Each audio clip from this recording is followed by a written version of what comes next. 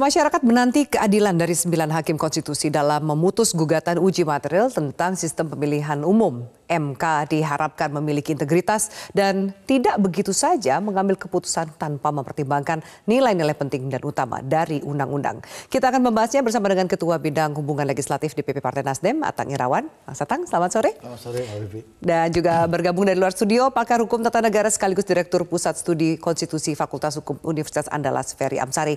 Mas Ferry, selamat sore. Sore, Mbak Afi.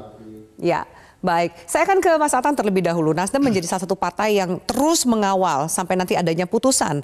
Lalu konsistensi MK ini menjadi catatan penting. Bagaimana kita menguji konsistensi dari MK? Apa yang menjadi titik poin atau titik berat dari sikap Partai Nasdem sambil menunggu nanti putusan yang berjalan? Oke. Saya kira ada 3 hal, Mbak Vivi. Yang pertama adalah yang tadi disebutkan oleh Kakak Willy bahwa konsistensi ini cukup penting karena 24C itu jelas bahwa putusan MK bersifat final. MK pernah memutus itu dulu ketika Undang-Undang 10/2008. Nah, di sana cukup jelas kalau kita melihat dalam putusannya nomor 22/24, bahkan MK berpendapat dalam pandangannya itu dari halaman 102 sampai 106 cukup clear bahwa pada prinsipnya tidak boleh partai politik mengurangi hak konstitusional rakyat, karena sebetulnya kedaulatan rakyat itu adalah satu prinsip yang sangat fundamental dan tidak boleh terkurangi oleh partai politik. Bahkan kalau membicarakan secara detail, pandangan MK itu sesungguhnya partai politik itu dia diletakkan sebagai organ yang diberikan kewenangan secara konstitusional dalam rangka kandidasi.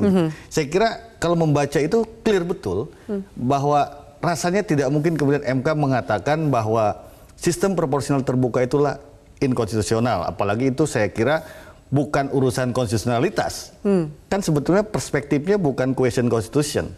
Nah, bahkan kalau kita melihat yang menjadi dasar pijakan pemohon ketika membuka narasi dari permohonan dengan mengargumentasikan pasal 22E ayat 3 sebagai entry point untuk menetapkan tertutup, itu juga saya kira terlalu berlebihan.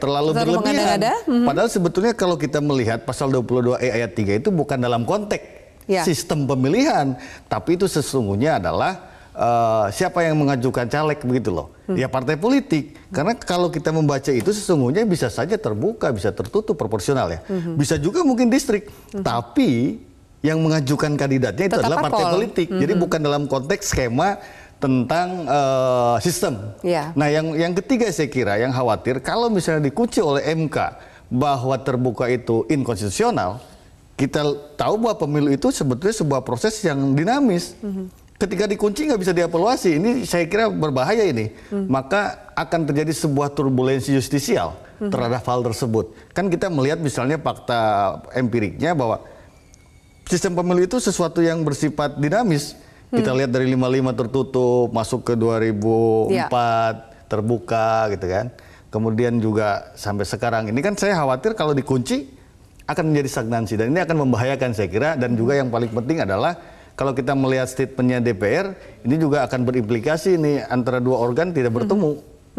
Nah, ini apakah juga akan berpotensi SKLN begitu loh. Padahal MK juga nggak boleh jadi pihak tuh kalau terjadi perbedaan pandangan antara DPR dengan MK.